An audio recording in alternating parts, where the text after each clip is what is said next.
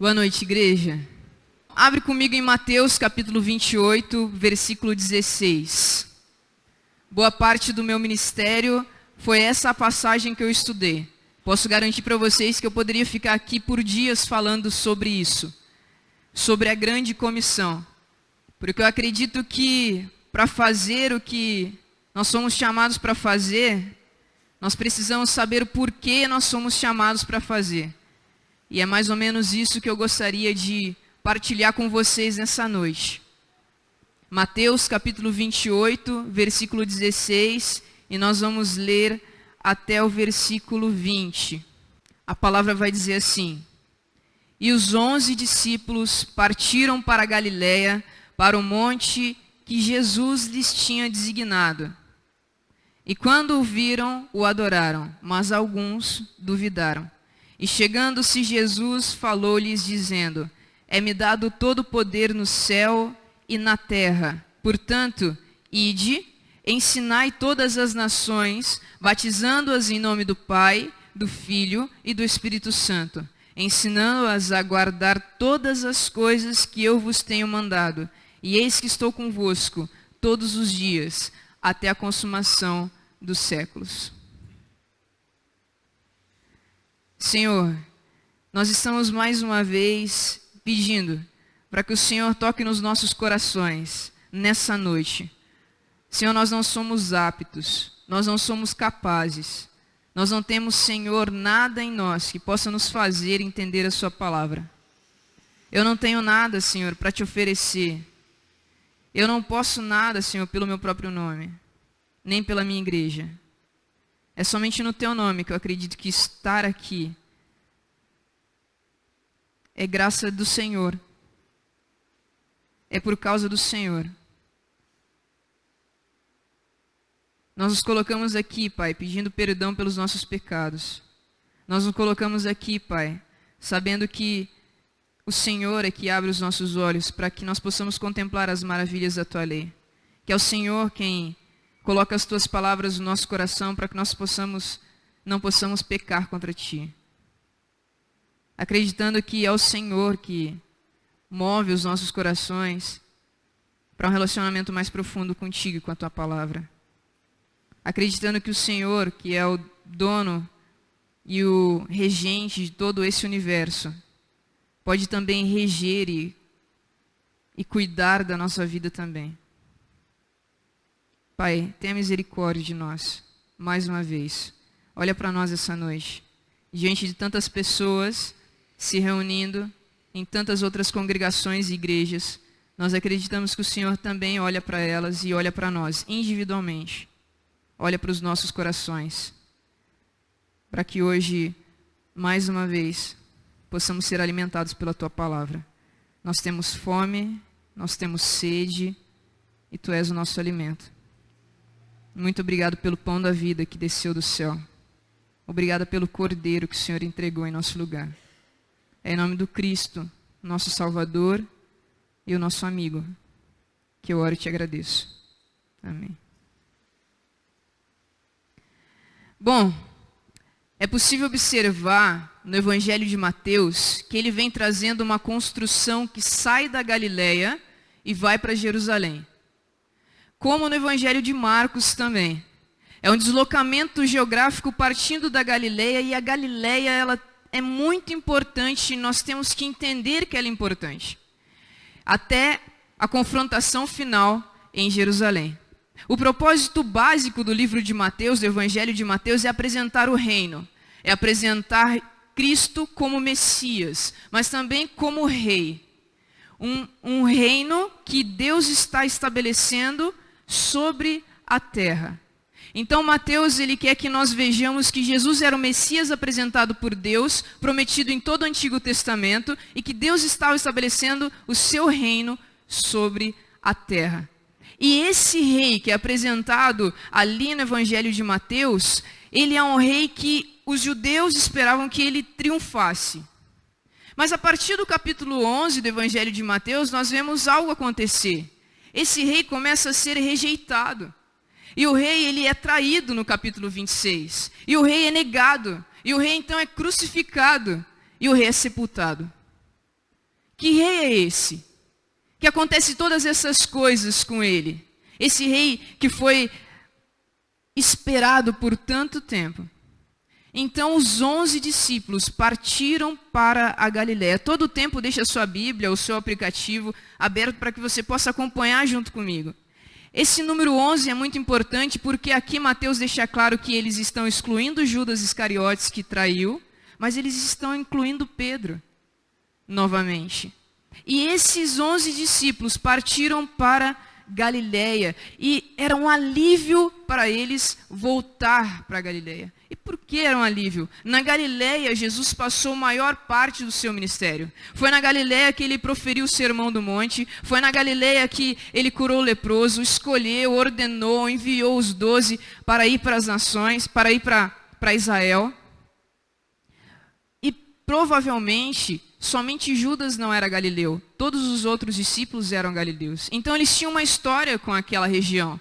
É como nós que nascemos e vivemos por muito tempo numa cidade. Por exemplo, os meus pais, eles são daqui de Moreira. Toda a família do meu pai e toda a família da minha mãe. Então o casamento deles foi aqui, os filhos deles nasceram aqui, nós nos formamos aqui. Todas as coisas importantes aconteceram. E aqueles discípulos, eles estavam voltando, depois de todas essas coisas que tinham acontecido com o seu mestre, para a Galiléia. Um ponto talvez de segurança para ele. Um ponto onde, uma região onde eles conheciam muito bem. Eles estavam voltando. Mateus 26:32 diz que Jesus falou para eles irem depois para a Galiléia. Mateus 28, versículo 7, diz que Jesus ordenou que eles fossem para a Galiléia. Então eles estavam cumprindo uma ordem de Jesus. Eles estavam voltando para a Galiléia. Foi na Galiléia que Jesus acalmou a tempestade. Foi na Galiléia que Pedro, André, Tiago e João foram chamados por Cristo para serem pescadores de homens. Foi na Galiléia que Jesus ensinou parábolas. Foi na Galiléia que Jesus andou sobre o mar. E foi na Galiléia que Jesus, depois de tudo que tinha acontecido com ele, ressuscitado, aparece aos seus discípulos para enviá-los. O ponto culminante da carreira messiânica de Cristo acontece ali no capítulo 28. Quando esse rei, rejeitado, traído, negado, crucificado, sepultado, ressuscita, é isso que Mateus vai registrar para a gente. A suprema demonstração da divindade e do poder do Cristo ressuscitado. Essa parte do capítulo 28, a partir dos versículos 16, ela pode muito bem ser comparada com o capítulo 10 de Mateus. Ela deve ser comparada com o capítulo 10 de Mateus, aonde os 12 discípulos são enviados para a sua missão, aonde o Cristo, o filho de Davi, delega seu poder para a evangelização de Israel. E agora aqui o Cristo, filho de Abraão, delega pela sua autoridade, os 11 para a evangelização do mundo todo. E na medida que o capítulo 28 vai se discorrendo, ele oferece para a gente a função e o propósito da igreja.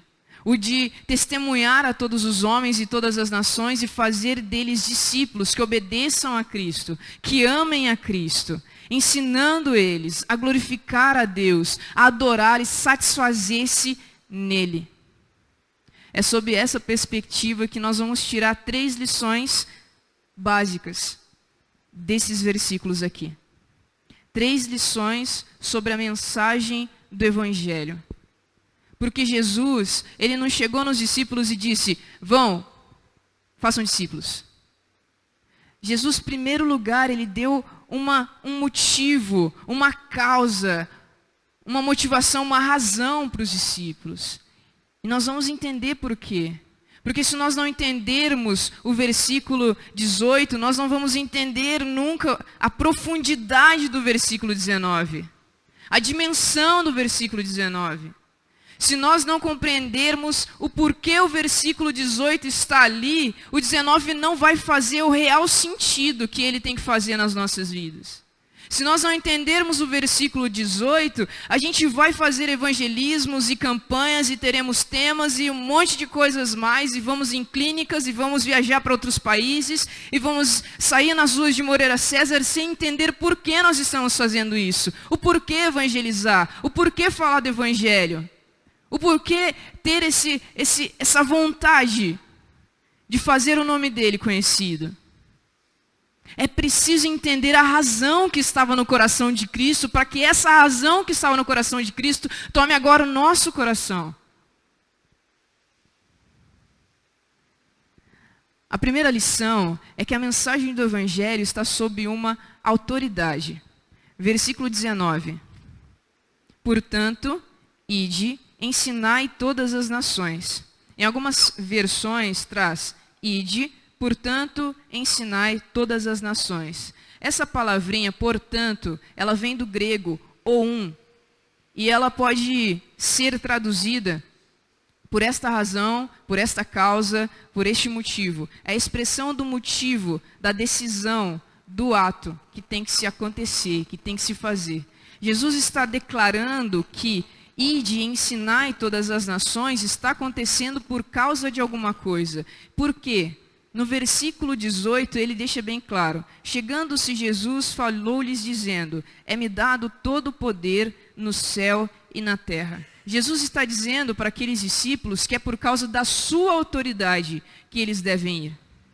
Jesus está dizendo para os discípulos que a razão para evangelizar está sob a sua autoridade. A mensagem do evangelho está sob a sua autoridade. É-me dado todo o poder no céu e na terra. E de quem vem essa autoridade? Essa autoridade é uma autoridade dependente. Porque quando nós vemos aqui, está escrito, é-me dado, ou em algumas versões está escrito, me foi dado, poderia muito bem ser traduzido como, o Pai me deu. Só não está escrito assim, porque naquela época era uma forma de não usar o nome de Deus em vão. De não abusar do nome de Deus. Por isso era escrito, me foi dado. Mas é o mesmo significado de o Pai me deu. O Pai deu essa autoridade. Para quem? Para Cristo. E que autoridade é essa? Ou poder? Poder e autoridade. Vem da palavra exousia, que significa regência. Poder de governo, de governar, de reinar. Cristo, ele não veio para ser um novo rei, um novo fundador de outra religião, um novo Senhor. Cristo, ele veio para cumprir aquilo que foi prometido no Antigo Testamento. O Antigo Testamento todo, ele aponta para Cristo, ele converge em Cristo. E o Novo Testamento, ele aponta para Cristo também, ele converge em Cristo. E é por isso que Cristo está dizendo que o Pai deu essa autoridade para ele. Porque ele está afirmando que ele veio para cumprir todas as promessas que foram descritas no Antigo Testamento. Romanos, no capítulo 1, Paulo vai falar sobre isso. Cristo, ele veio não para ser um novo delegador de coisas. Ele veio para cumprir o Antigo Testamento. As profecias do Antigo Testamento. E a nossa motivação evangelística deve estar no fato de que ele tem autoridade. E quanto dessa autoridade? Ele diz, todo o poder, toda a autoridade, no céu e na terra. Essa é a extensão da autoridade de Cristo, sobre todas as coisas. Nós podemos muito bem fazer um paralelo, por exemplo, com Mateus, no capítulo 4, versículo 8 a 9, onde Satanás oferece para Cristo a terra em troca da sua adoração. E somente a terra. Mas Cristo tem poder sobre todas as coisas, sobre o céu e sobre a terra. Toda autoridade me foi dada no céu e na terra. Toda regência, todo poder, todo governo. Eu vim para cumprir aquilo que o meu Pai prometeu. Eu não vim para negar o Deus do Antigo Testamento. Eu vim para cumprir aquilo que o meu Pai prometeu. Eu gostaria que vocês abrissem comigo em Colossenses, no capítulo 1 e versículo 16.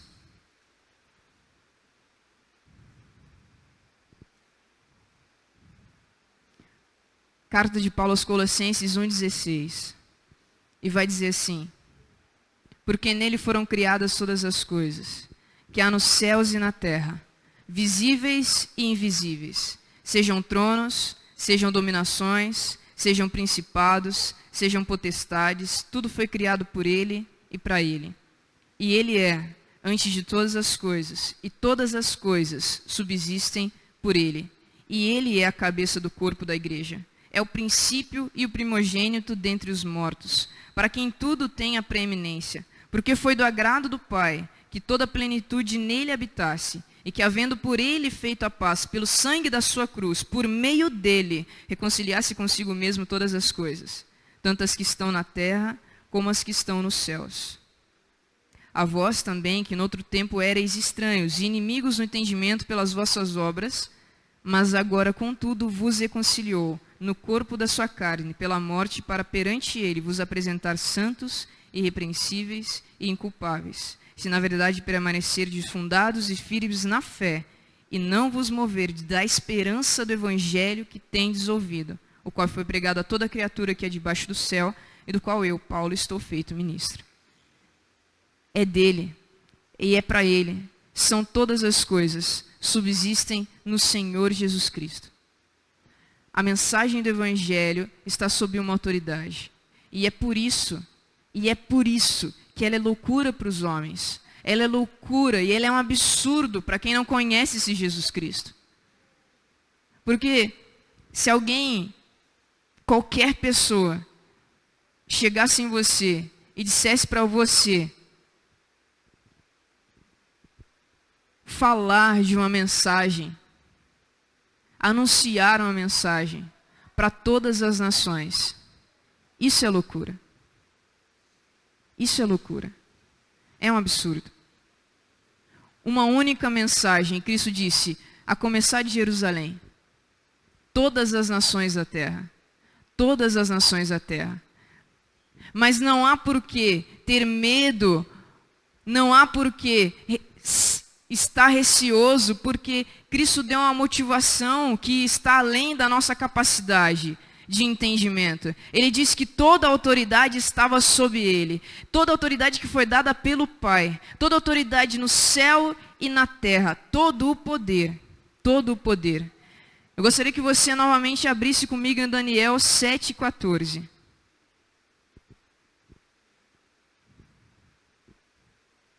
Daniel capítulo 7, versículo 14. Diz assim: e foi-lhe dado o domínio e a honra e o reino, para que todos os povos, nações e línguas o servissem.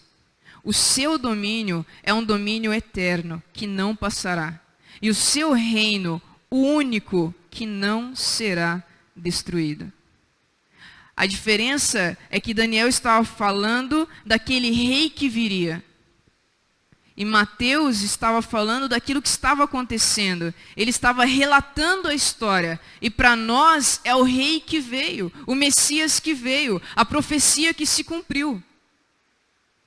E é sob essa autoridade, somente essa autoridade, que nós não temos medo de anunciar.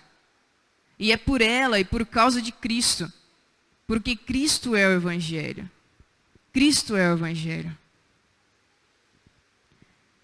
Eu gosto muito quando o pastor ele nos fala sobre Cristo ser o Cordeiro e Cristo ser também o leão. Cristo ser o Cordeiro que se coloca à nossa frente. Ele é o justificador. É por ele que nós estamos aqui. É por causa dele. É no sangue dele. Se fosse por nós, irmão, nós conhecemos o nosso coração. Nós nos conhecemos. Nós sabemos quem nós somos. Nós sabemos as nossas falhas, os nossos erros. Nós sabemos os nossos pecados. Sabemos das nossas negligências. Nós nos conhecemos. Sabemos das nossas incapacidades, das nossas imperfeições, das nossas falhas. Nós sabemos quais são os ídolos do nosso coração. Nós sabemos quando a nossa prioridade é Cristo e a sua palavra e quando ela não é. Nós sabemos quando nós dividimos o tempo e deixamos Cristo governar certo tempo e outras vezes nós queremos governar.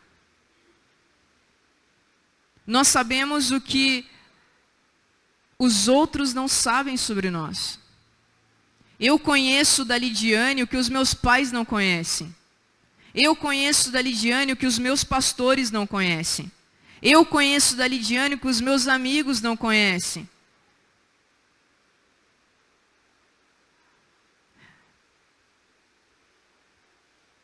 Mas é por isso que eu olho para o Cordeiro. É por isso que eu olho para o Cordeiro. Senão eu não estaria aqui pregando para vocês. Não poderia eu. É por isso que nós devemos olhar para o Cordeiro. Porque Ele se colocou à nossa frente. E hoje nós podemos ter relacionamento com Deus. Por causa dEle. É por isso que a glória é para o Cordeiro. Santo é o Cordeiro. Salvador é Ele. Ele é o Deus que salva. É o Deus que justifica. É por isso que nós olhamos para o Cordeiro. Deus é santo, totalmente puro, totalmente justo. Por que Deus iria ter que entregar um cordeiro? Por que Ele teria que sacrificar um cordeiro, se Ele não tinha pecado algum? Ele entregou por nossa causa, em nosso lugar. E é nele que nós confiamos. É nesse Deus que nos salvou e que nos remiu. É na autoridade dele que nós vamos. É na autoridade dele que nós podemos confiar que a terra inteira vai se alegrar. A terra inteira. Nós não estamos falando de Moreira. Nós não estamos falando de Pindamonhangaba somente. Nós não estamos falando do estado de São Paulo. Nós estamos falando de todas as nações. Nós estamos falando de todos os lugares. Nós estamos falando dos lugares mais longínquos. Estamos falando das grandes capitais. Nós estamos falando de Moçambique, sim. Nós estamos falando das tragédias que aconteceram nos lugares que aconteceram. Nós estamos falando de Suzano. Nós estamos falando da Nova Zelândia.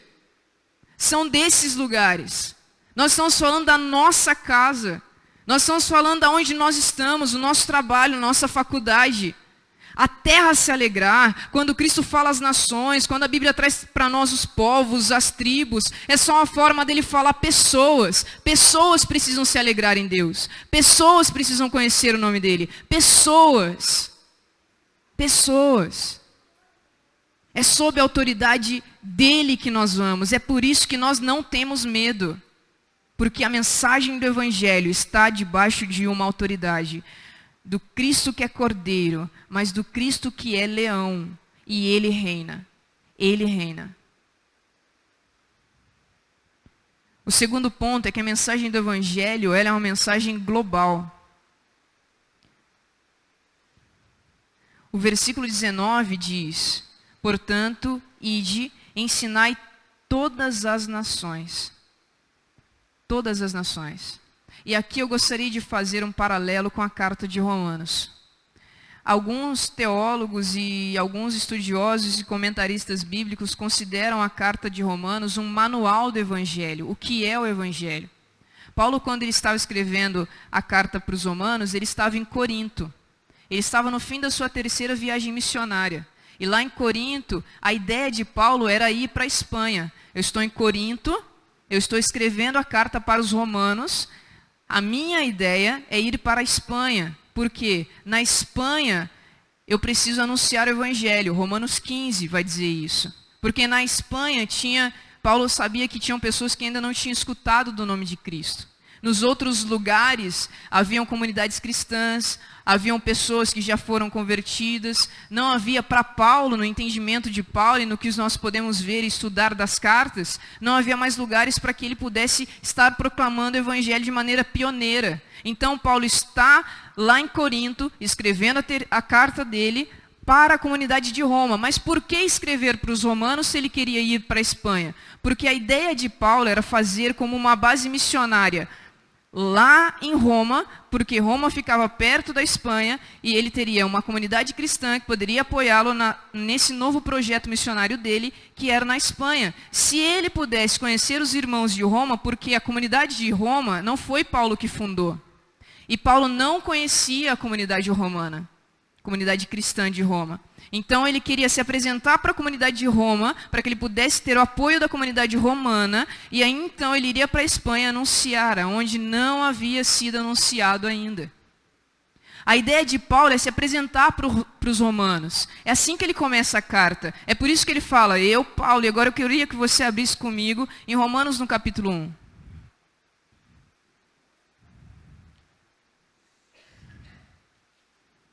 Romanos capítulo 1, versículo 1. E Paulo vai se apresentar e ele diz, Paulo, servo ou escravo de Cristo, chamado para apóstolo, separado para o evangelho de Deus. O evangelho de Deus. O evangelho tem um dono. O evangelho tem um autor. E não é Paulo. O evangelho é de Deus. Por isso que ele é inegociável.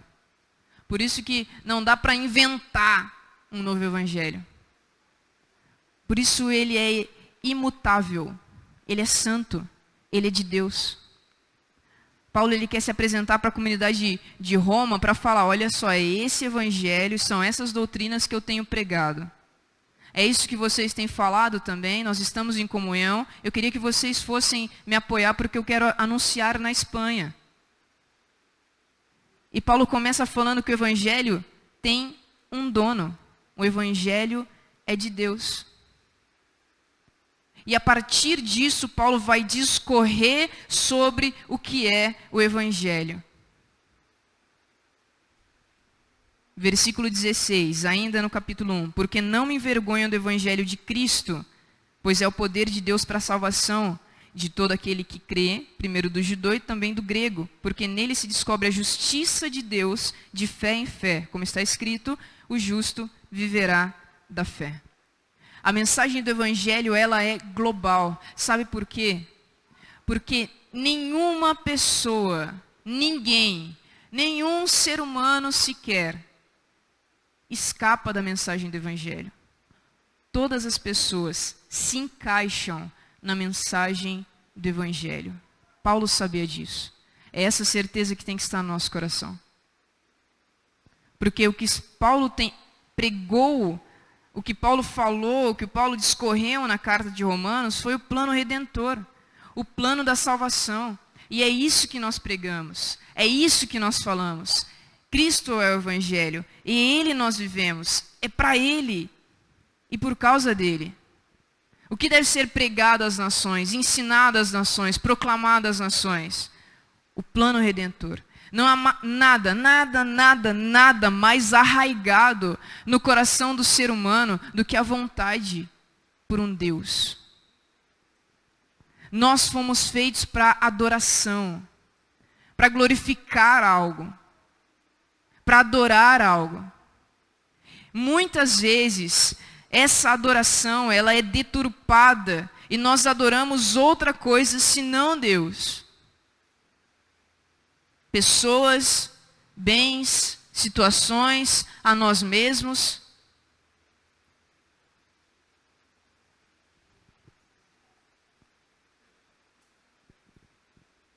Mas não há um ser humano sequer que não tenha essa vontade intrínseca para e pela adoração.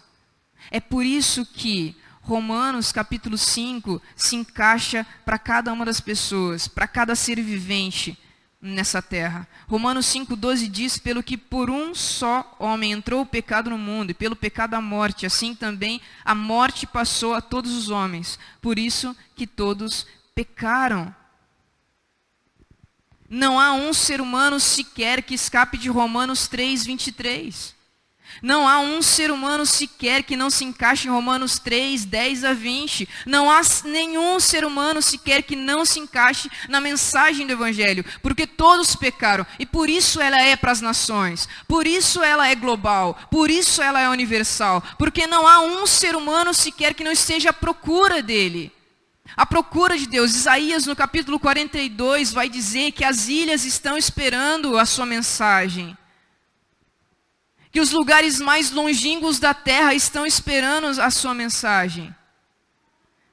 Estão ansiosos para receber a sua mensagem. A palavra está dizendo isso todos os dias e todos os dias e todos os dias para nós. Não há por que não pregar o Evangelho. Primeiro porque ele está sob uma autoridade, nós não vamos pelo nosso próprio nome. Nós somos simplesmente vasos de barro. Um barro que está na mão de um oleiro. Um barro que ele não é feito para se mostrar, porque o poder não é nosso. É dele. É completamente dele. Somos completamente incapazes. Totalmente inaptos. Não podemos nada sem Cristo. Tudo se converge nele, ele é o centro da história. Ele é o centro da história, ele é o centro do Evangelho, ele é o próprio Evangelho, e é ele, o nome dele que nós pregamos.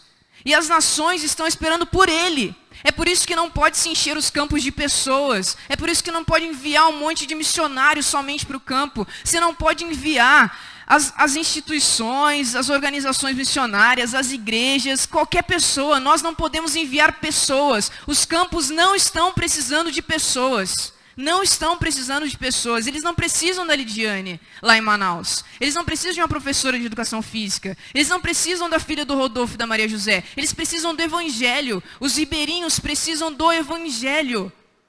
Deve nascer no seio da igreja uma paixão pela glória de Deus.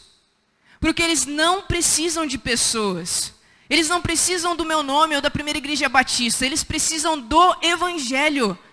Do Evangelho. É por isso que é preciso conhecer e mergulhar nessa palavra e ter um relacionamento profundo com Deus. Porque quando se chegar lá no campo, ou quando você chegar lá na sua casa, ou lá no seu serviço, ou lá na sua faculdade, é de Deus que eles precisam. Não de nós. Porque eu sou completamente falha e pecadora. Eles não precisam de mim. Eles precisam do Evangelho, do Cristo. Do Cristo que veio. Do Cristo que Isaías prometeu. Do Cristo que Jeremias falou. Do Cristo que estava esperado por Abraão, por Isaac e por Jacó. Do Cristo que Mateus, no capítulo 1 do seu Evangelho, vai dizer, ele vem, nasceu, o rei nasceu. E Deus está estabelecendo o seu reino na terra. Para esse rei, para esse Messias. É o rei que foi traído, sim. É o rei que foi negado, sim, sepultado e crucificado. Mas é o rei que ressuscitou. E no capítulo 28, quando Jesus olha para os 11 discípulos, olha para Pedro também, que havia negado. Olha para eles e diz, vocês vão, porque vocês estão sob a minha autoridade, não é no nome de vocês. Eles se alegrarão em mim, serão contentes em mim, serão satisfeitos em mim. Ensine-os. O que ensinar? O Evangelho sou eu. É por Cristo. Por isso que Paulo fala tudo isso em Colossenses. É no nome dele, todas as coisas subsistem nele, está sob a regência dele, sob a autoridade dele. Por isso que não dá para ter medo. Não dá para ter vergonha.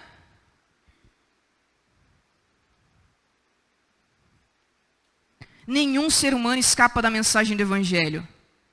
Nenhum ser humano é desculpável.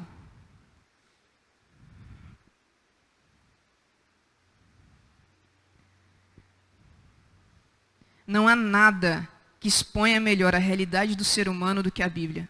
Se você quer se conhecer, olha para a Bíblia. Olha para a Bíblia, para a palavra. Que é um espelho, nos voltemos para a palavra, para a Escritura. Nos voltemos para a Escritura. Olhemos para a Bíblia.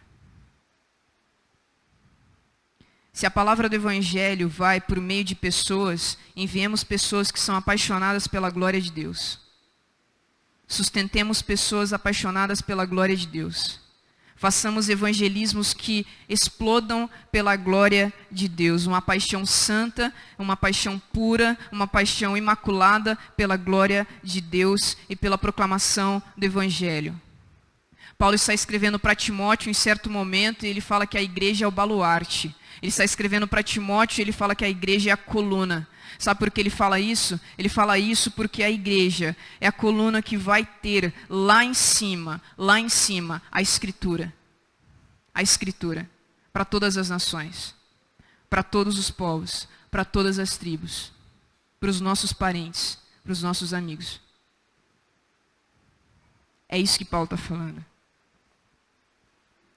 Paulo começa falando que o Evangelho de Deus, e depois ele discorre e fala sobre a ira de Deus, uma ira santa e justa, uma ira que iria descer sobre a humanidade se não fosse Cristo. Um pecou e por causa de um, fomos separados completamente de Deus, mas por causa de outro, que representou toda a humanidade, nós somos reconciliados com Ele. A centralidade está em Deus e é justamente por isso que nós vamos às nações. O terceiro ponto é que a mensagem do Evangelho faz a terra se alegrar. Faz a terra se alegrar. Faça a terra se alegrar é a mesma coisa que Jesus Cristo está dizendo para os discípulos. Ide e pregai o Evangelho. Ensinai todas as nações. Eu gostaria que você voltasse os seus olhos para o capítulo 19.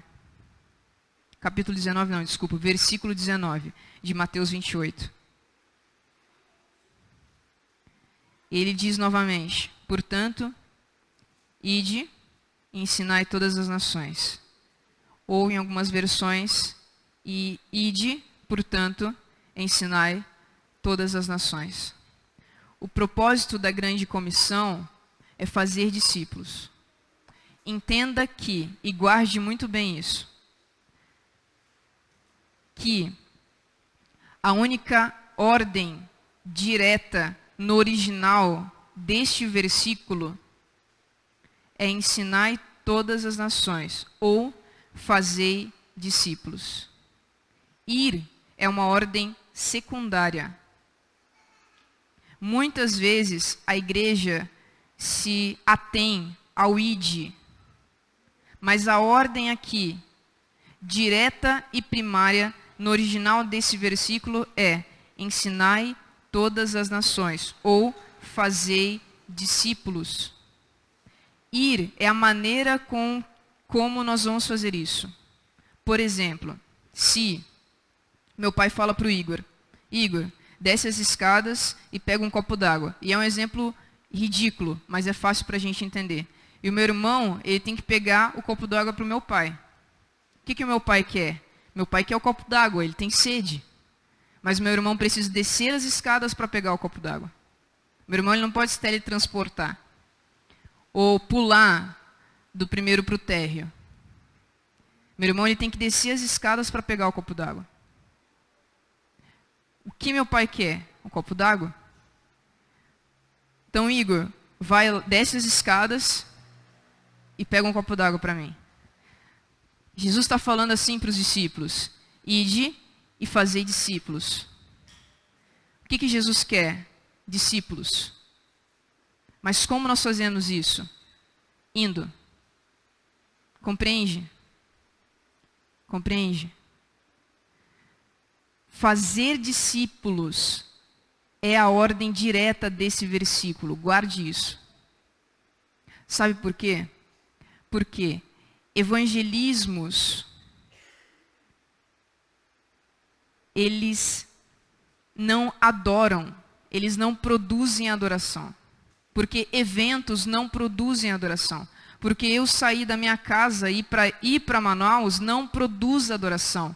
Discípulos produzem adoração. Pessoas produzem adoração. Missão não é o alvo da igreja. Missão não é o fundamento da igreja. Por muitos anos eu pensei que era. O alvo da igreja e o alvo das pessoas é a adoração. Nós não fomos feitos em primeira instância, guarde muito bem isso.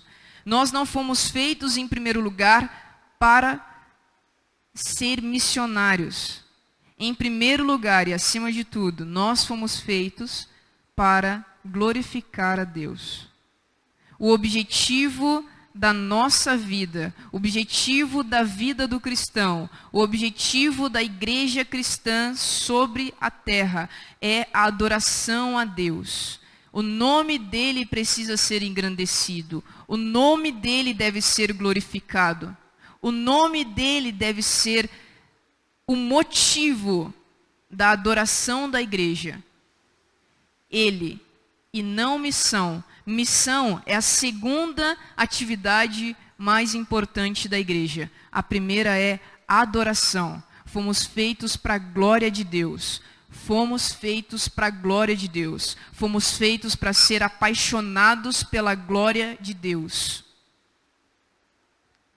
Quanto mais eu me alegro em Deus, quanto mais eu me satisfaço em Deus, mais Ele é glorificado. Quanto mais o meu júbilo é nele e dele, mais ele é glorificado. E o meu desejo e a minha motivação está na adoração, porque eu almejo que aonde ele deve ser digno, ele não está sendo digno, ele seja. Aonde o nome dele não está sendo glorificado, seja glorificado. É por isso que missão não é a motivação, adoração é. Adoração é a motivação da igreja. Porque eu quero que os outros conheçam, porque Ele é digno. Compreende? Não está em missões. Missão é uma resposta temporária para os lugares onde não existe adoração.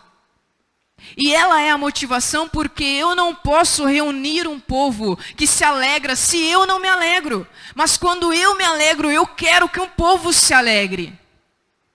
Quando eu me alegro e quando eu conheço, e quando eu tenho relacionamento com Ele, eu quero que o povo se alegre e o conheça também. Porque Ele é digno de ser adorado em todos os lugares, todos os lugares. Cada centímetro dessa terra deve render adoração a Deus. E é por isso que as pessoas estão indo, os missionários estão se levantando e organizações estão enviando e sustentando pessoas para que em todos os lugares da terra, todos os lugares, ela se alegre nele, porque a satisfação real está nele, nele. Enquanto pessoas estiverem voltando a sua adoração para outras coisas, para si mesmo e para outras pessoas, está errado, porque a Bíblia vai dizer que nós fomos criados para a glória de Deus. E quando eu entendo que nós fomos criados para a glória de Deus, eu quero que eles se alegrem também. Eu quero que eles glorifiquem também. Aqui está a minha alegria no Senhor. E aqui está povos que não se alegram no Senhor. Aqui está missões. Missão é a ponte. É a resposta temporária para que eles se alegrem também. Porque missão é terrena, gente. Missão é temporário. Haverá um dia que vai se romper novos céus e nova terra. E a glória do Senhor vai encher como um rio que enche. Que transborda sobre a terra inteira. E a glória do Senhor vai transbordar sobre essa terra. E nesse dia, missão não será mais necessário. Porque todos o conhecerão e todo joelho se dobrará. Todo joelho. Não haverá um que ficará de pé. Compreende? E aí haverá adoração, porque a adoração é eterna. E se eu posso parafrasear Paulo, eu digo que nós precisamos olhar para as coisas que são eternas e não para as coisas que são temporais. E é por isso que eu acredito que fazer a terra se alegrar é a mesma coisa quando Jesus diz: vão e façam discípulos.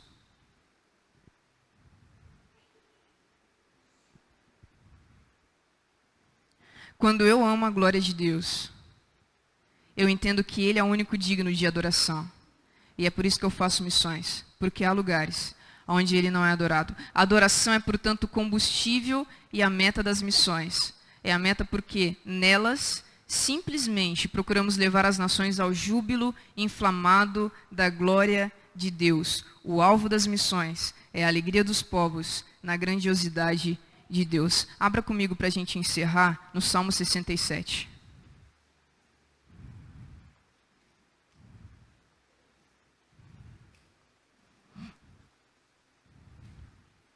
Salmos, número 67. Eu gostaria de pedir para que o Ministério de Louvor já viesse.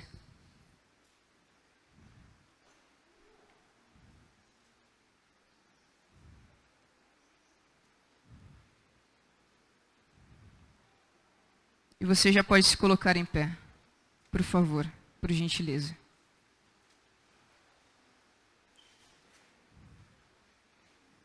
Salmos, número 67.